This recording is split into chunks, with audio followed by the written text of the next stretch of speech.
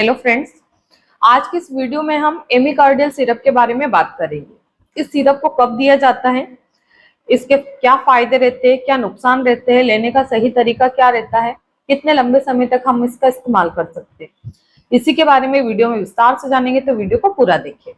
अगर आप मेरे चैनल पर पहली बार आए तो चैनल को जरूर सब्सक्राइब करें, वीडियो को लाइक करें, ज्यादा से ज्यादा लोगों में शेयर करें। तो आइए हम बात करते हैं कि एमिकार्डियल सिरप होती क्या है और इसको कब इस्तेमाल किया जाता है। ये एक आयुर्वेदिक कंपनी की सिरप होती है जो कि काफी फेमस है और इसकी जो ब्रांड नेम है एमिल कंपनी की ये रहती है और ये बहुत ही पुरानी है। इसके अगर हम रिजल्ट देखें तो बहुत ही शानदार रिजल्ट रहते हैं। सभी डॉक्टर, ऑलमोस्ट जो भी गायनिक डॉक्टर रहती है, सभी इसको प्रिस्क्राइब करती है क्योंकि रिजल्ट बहुत अच्छे हैं। अब हम बात करें कि इसका इस्तेमाल कौन कौन सी कंडीशन में किया जाता है और ये बाकी जो सिरप रहती है उनसे क्यों यूनिक है, मतलब कैसे हट करके है।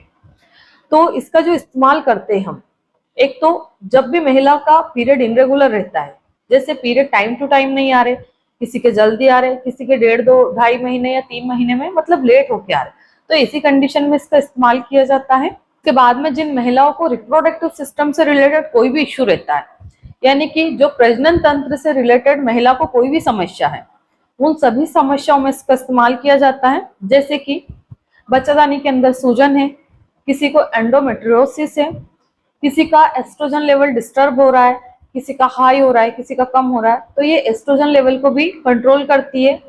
जो हमारे सेक्स हार्मोन्स रहते हैं उनको ठीक करने में, यानी कि उनको भी कंट्रोल करने में या मैनेज करने में मदद करती है। इसके बाद में जिन महिलाओं को बहुत ज्यादा सफेद पानी की प्रॉब्लम है तो उसको कंट्रोल करती है। जिन महिलाओं को एग की क्वालिटी सही नहीं है तो ये इसको लेने के बाद में महिला का एग की क्वालिटी इंप्रूव होने लगती है, ओवुलेशन टाइम टू टाइम होने लगता है। और जो एंडोमेट्रियम की लाइनिंग रहती है, यानी कि जो हमारी बच्चादानी की इनर लाइन रहती है एंडोमेट्रियम, उसको ठीक करने में, उसकी जो एक रेगुलर अमाउंट में जो एंडोमेट्रियम की लाइनिंग या थिकनेस होनी चाहिए, उसको मैनेज करने में बहुत ही ज्यादा मदद करती है। क्योंकि कई बार ऐसा होता है कि जैसे महिला और पुरुष दोनों की रिपोर्ट तो नॉर्मल है, हमें कई सारे लोग कमेंट्स करते हैं कि मैडम हमारे हस्बैंड और वाइफ की रिपोर्ट तो बिल्कुल नॉर्मल है, कहीं कोई खराबी नहीं आ रही, सब कुछ बढ़िया है, फिर हमें बच्चा क्यों नहीं ठहर रहा, हमारा तो ओवुलेशन भी हो रहा है, पीरियड भी बिल्कुल रेगुलर है, टाइम टू टाइम आता है मेरा, तो फिर क्या प्रॉब्लम आ रही। तो कई बार ऐसा होता है कि आपका ओवुलेशन भी हो रहा है, फर्टिलाइजेशन भी हो रहा है, पर इम्प्लांटेशन फेल हो जाता है। इम्प्लांटेशन फेल होने का कारण ये रहता है कि जो हमारा बच्चा रहता है, जैसे कि मैं आपको एग्जांपल के तौर पे समझा रही हूँ, जैसे हमारा बच्चा पूरा बन के, यानी कि ब्लास्टोसिस कंप्लीट होके हमारी बच्चादानी में आके चिपकता है। तो जैसे ये हमारी बच्चादानी है और ये इनर लाइन, यानी कि ये एंडोमेट्रियम की परत है। अब इस परत में बच्चा कहीं भी यहाँ यहाँ यहाँ कहीं भी ठहर सकता है। तो बच्चा जब आके चिपकता है वो अपना घर बनाता है। अब अगर ये परत सही है तो बच्चा इसमें आके इम्प्लांट हो जाएगा, यानी कि चिपक जाएगा। बट अगर ये लाइन खराब है, इसकी क्वालिटी अच्छी नहीं है, इसमें प्रॉपर ब्लड सप्लाई नहीं है, तो फिर क्या होगा, वो चिपकने की कोशिश तो करेगा बट वहां से हट जाएगा। तो जैसे कि आप लोगों ने कई सारे लोगों के कमेंट्स पढ़े होंगे कि मैडम मुझे इस बार ऐसा लग रहा था बिल्कुल कि मैं प्रेग्नेंट हो जाऊंगी, मुझे तो बिल्कुल पूरी फीलिंग आ रही थी और लग भी रहा था कि मेरा पीरियड मिस हो जाएगा, पर मेरा तो टाइम पे फिर पीरियड आ गया, या 2-4 दिन डिले होके मेरा पीरियड आ गया।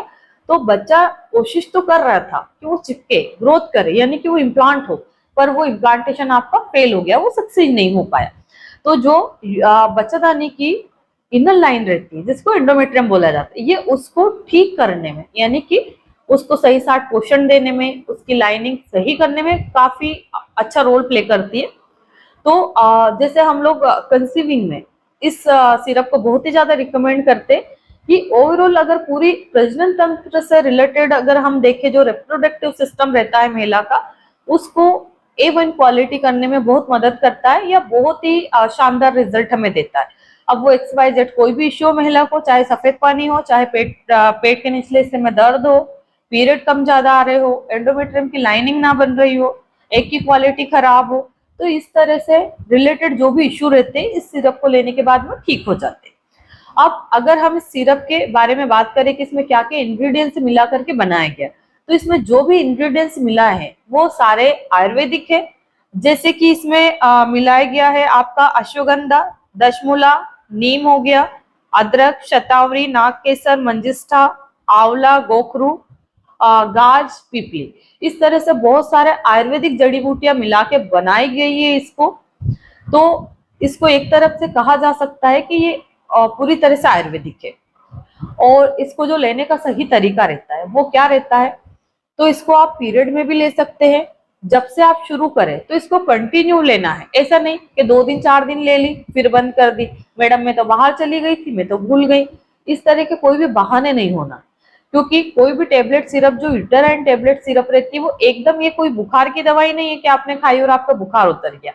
इन दवाइयों को कंटिन्यू लेना पड़ता है, ये धीरे धीरे करके वर्क करती है। अचानक से जैसे आपने खाई वैसे असर दिखाना शुरू नहीं करती। मिनिमम इनको जब हम शुरू करते हैं तो 1 वीक तो असर करने में लग ही जाता है। अब महिलाएं क्या करती है, या तो किसी दिन उनके घर में मेहमान ज्यादा आ गए तो वो दवाई लेना भूल गई, या जो फीमेल्स वो बाहर चली गई, मेहमान चली गई, दवाई लेना भूल गई। आपको कभी भी ये दवाई शुरू करने के बाद में रोकना नहीं है, डिस्टरबेंस नहीं करना। क्योंकि होता क्या है, जैसे आप दवाई लेते हैं वो वर्क करना शुरू होता है, फिर उसमें आप बीच में गैप दे देते हैं, वो फिर डिस्टर्ब हो जाता है। तो जो बीमारी हमारी 1 महीने में सही होनी थी उसको 2 महीने 3 महीने लग जाते।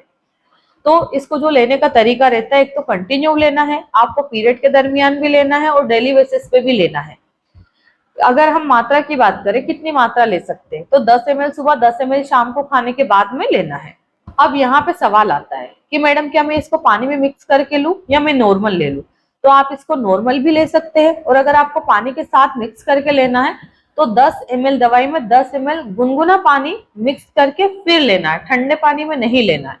और अगर आप पानी में ना ले तो बेटर है आप डायरेक्ट भी ले सकते हैं इसको, कोई उतनी बहुत ज्यादा तेज नहीं होती है, आसानी से आप पी सकते हैं।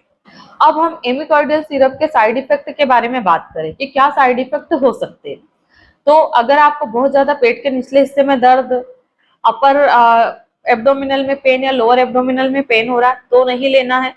बहुत ज्यादा जी मचल रहा, उल्टी घबराहट जैसा लग रहा है, या बहुत ज्यादा बेचैनी इरिटेशन हो रहा है आपको, इसके बाद में दस्त लग गए, या नींद कम आ रही है, अगर इस तरह के कोई भी साइड इफेक्ट दिखते हैं तो फिर आपको इसको नहीं लेना है।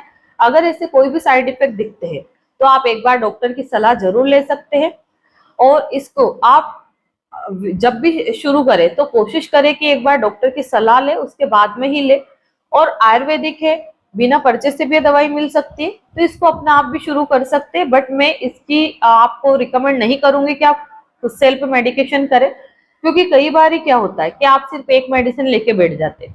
अब अगर आप कंसीव के लिए ट्राई कर रहे हो तो उसमें फोलिक एसिड भी लगता है, D3 भी लगता है, बहुत सारी जो मेडिसिन रहती है, पेशेंट की कंडीशन पे भी डिपेंड करता है कि कौन कौन सी मेडिसिन आपको दे सकते हैं। कई बार पेशेंट को ओवुलेशन इंडक्शन के तौर पर लेट्रोजोल टेबलेट भी देनी पड़ती, तो वो पेशेंट की कंडीशन पे डिपेंड करता है। बट अगर आपको ज्यादा कोई प्रॉब्लम नहीं है तो आप अगर ये सिरप लेना चाहते हैं तो बिल्कुल ले सकते, कोई टेंशन वाली बात नहीं है इसमें। और आप इसको 3 से 6 महीने तक ले सकते हैं। इसके बाद में जब भी आपका टेस्ट पॉजिटिव आ जाता है, जैसे आपने 1 महीना ली, 2 महीना ली, और जैसे आपका पीरियड डिले होता है तो हमें प्रेगनेंसी टेस्ट करके देखना होता है। जैसे ही आप टेस्ट करते हो और अगर आपका पॉजिटिव आता है तो फिर आपको इसको लेना बंद कर देना चाहिए और इमीडिएट डॉक्टर से कंसल्ट करना चाहिए। क्योंकि प्रेगनेंसी कंटिन्यू करने के लिए भी तो हमें ट्रीटमेंट लेना पड़ता है आगे के लिए। क्योंकि जिन महिलाओं की जो प्रेगनेंसी है थोड़ी मुश्किल से रुकती है, तो फिर ऐसे कंडीशन में उनको अगेन हार्मोन्स थेरेपी देनी पड़ती है, जैसे आपका प्रोजेस्टेरोन कैप्सूल हो गए, इंजेक्शन हो गए, और भी बहुत सारी मेडिसिन रहती है जो पेशेंट की हिस्ट्री पे डिपेंड करती है। तो आशा करती हूँ कि एमिकॉर्डियल सिरप के बारे में मैं आपको संपूर्ण जानकारी दे पाई हूँ। धन्यवाद।